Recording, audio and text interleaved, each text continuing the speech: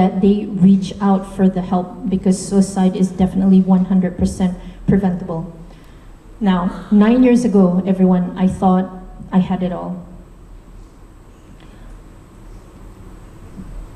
The ideal life, a loving family, a very supportive husband. My husband is a really supportive person in anything that I would like to pursue, in any goals that I had. He would always be there, really championing me, rooting me on, and also 2 beautiful kids. I had a great job. I come from the corporate world, and although it's highly stressful, but I really liked the stress.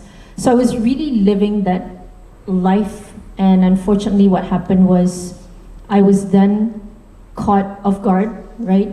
Everything crumbled. I lost functionality in life.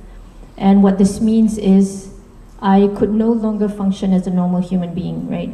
When we wake up in the morning, as an example, for those of you who do not struggle with any kind of mental health challenges, we get up in the morning, we choose what to do, either take a shower or not, doing that prayer or not, taking the bus or taking the train or driving to work. So these are all things that we take for granted, but for a person with a mental health challenge, this could mean, as an example, like moving mountains, right? It can be potentially very difficult if you are in your acute phase, or you're in crisis, or you don't understand what you're going through, you don't know how to overcome it, you don't have good effective coping mechanisms.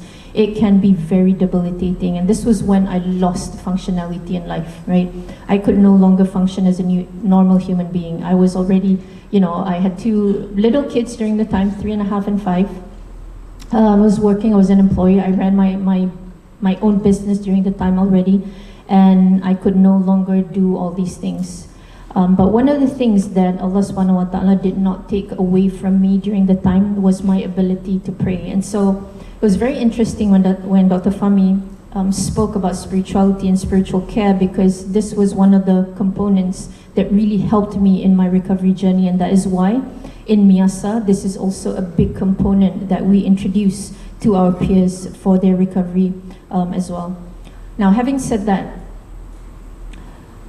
and although I've shared my story hundreds of times, I cannot begin to provide enough justice to people that do struggle with mental health conditions, because the pain, it's unbearable pain, right? Psychological pain, emotional pain, physical manifestations of the mental health challenges, and on top of that, you have the stigma, which then leads to discrimination, a lot of injustices, because at the end of the day, everything that a person with a mental health condition says, it's questionable. In our, wider society's perception. And of course, human rights abuses and violations happen a lot. And so it's really interesting when Dr. Daniel was talking about that power struggle, right?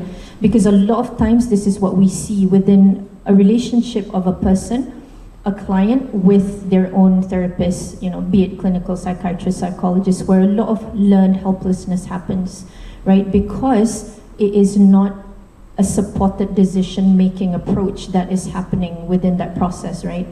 We do not empower the person to make that decision for themselves. And at the end of the day, the person that is seeking for that help, they themselves feel helpless. They themselves do not trust they do not trust themselves to make that decision. So really that is what happens. Now, after struggling, which is a painful and humbling journey to recovery, after a month going into the condition where I mentioned that I fell into this deep and dark hole, and I could already relate as to why people ended their lives via suicide. And at that instant when that realization came about, there is this peace and calmness that hovered over me, because I realized that only that through death, this pain will end. Now, the moment that realization came about, this was when I immediately went upstairs to pray. Shocked that I was able to relate to that. That was 1, and 2, that I actually felt that way. So in my prayer, in my prostration, I asked God, I said, you know what, God, I don't understand this affliction. And I don't know how to overcome this, and I feel that it's so unbearable. Can you please remove this condition from me? And so I went downstairs, I told my mom, because when I lost functionality, I called, the first person that I called was my mom. I said, Mom, you gotta come and help me out. And so she was in the kitchen and I told her, I said, you know, I asked God to remove my pain and my, whatever this might be. And she said, she was shocked. She said, why did you ask God to remove your pain? You should have asked him for patience. You should ask him for a way out. And I felt so guilty. I went upstairs, I went to pray again, and in my prostration, I asked him, I said, I know that you say that you don't give your servants more or, you know, tests more that they can bear, but this is really beyond me. Can you please show me a way out and show me, you know, how can I heal from this? And no magic happened. In contrary, a lot of rock bottoms throughout that journey. And I think really a big slap on my face was when one day my husband came home and he said, you know what, you're not trying to get better. And that really caught me off guard was one, but I felt